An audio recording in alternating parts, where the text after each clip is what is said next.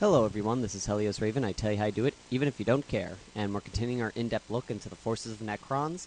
And just to clarify, if I wasn't a little bit clearer before, between the two cruisers, I do prefer the Scythe mostly because it's more well-rounded than the Shroud. The Shroud does have its nice benefits, being able to get reduce the bonuses to leaderships with Necron with enemy vessels and such because of special orders and all that. My major concern about it is the fact that it's only got a lightning arc, the firepower 10. Not bad, it's great for broadside, but with Necrons, since they don't really have ordnance payloads at all and everything, I kind of feel like the Scythe is a little bit better choice because it's more well-rounded and it's able to do a lot more than the Shroud itself. So between the two, I would most likely pick a Scythe over a Shroud. But the Shroud is again, it all depends on what kind of army that you're trying to play. The Scythes are great for close quarters types of fighting because of the broadsiding capability, whereas the Scythe is more all-around range. It's pretty decent at both fronts at long and short range. And moving on, we're going to finish up the vessels of the Necron force with their escorts. The first one is the Jackal class raider. The Jackal is a 1 hit point escort, speed 40 centimeters, turns 90 degrees, shield 6, 6 save, armor 6+, and turrets 1. So it's not really great against like the Shroud, it's not great with defending against ordnance weapons, but it's got a lightning arc with 30 centimeter range, firepower 4, front arc, and it's got a portal, range 10 centimeters, 1 point all around. Again, this one's one of those things where the escorts are pretty good with the broadside, and that's basically it. This one, and the major problem with this one is the ship has to be in front of it for it to fire its lightning arc, which isn't really that great. It also, and the portal is neat, so it can fire on it can attack other vessels with it can do hit and run attacks pretty easily.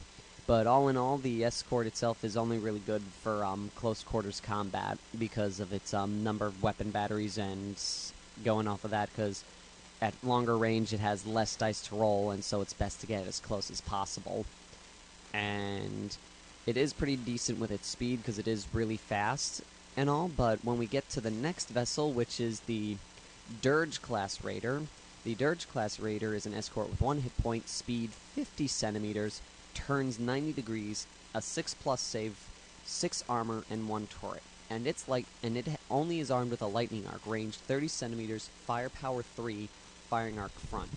Between the two, even though the Dirge is a lot faster, I'd probably take the Jackal just because the Jackal has a little bit more weaponry and is able to do hit and run attacks with the portal, whereas the Dirge only gets, I believe, a 1 teleport attack at all that it can have. And it's not as, even though it's faster, it's not as well armed as the Jackal. And for the additional 10 points, I would pick up a Jackal class over the Dirge. And that is it for all the ships of the Necron fleet. And now we're going to look into the fleet list. First thing is the Mind of the Machine. Necron fleets, just like their armies, are composed of horrified arrays of unthinking machines, intent only on fulfilling their Satan Master's ancient plans of conquest. Because of this, Necron fleets have no fleet commander in the conventional sense, which affects their fleet in the following ways. Leadership. Leadership is determined normally for Necrons fleets except for ships carrying the Sepulchre, see the description before, who automatically receive a leadership of 10. Rerolls. Necron fleets may purchase rerolls, but they are purchased by the fleet as a whole rather than being considered fleet commander rerolls. The fleet gets 1 reroll and can purchase extra rerolls at the cost shown. It can purchase 1 extra reroll or 2 extra rerolls. And in terms of fleet setup, the fleet may include up to 1 tomb ship for every Scythe-class harvester ship it contains. So for every Scythe cruiser you can have a tomb ship. The Sepulchre can only be purchased 1 per fleet, and it's a single tomb ship may upgrade to carry a sepulcher. Note that there's no requirement for the Necron fleet to include a sepulcher, and it is actually quite normal for them to consist of scythes supported by jackals. And that's 50 points to get a sepulcher in the fleet on a tomb ship. The cruisers, your fleet may include up to 6 Scythe-class Harvester ships and up to 3 Shroud-class light cruisers. The escorts, you are limited to your escorts. You can only have a max of 12 of either the Jackal or the Dirge. So you can have 12 Jackals and 12 Dirges in your fleet, and that's about it. And we are done with the Forces of Necrons. And so we're going to continue on with my final thoughts. So until next time, this is Helios Raven signing off.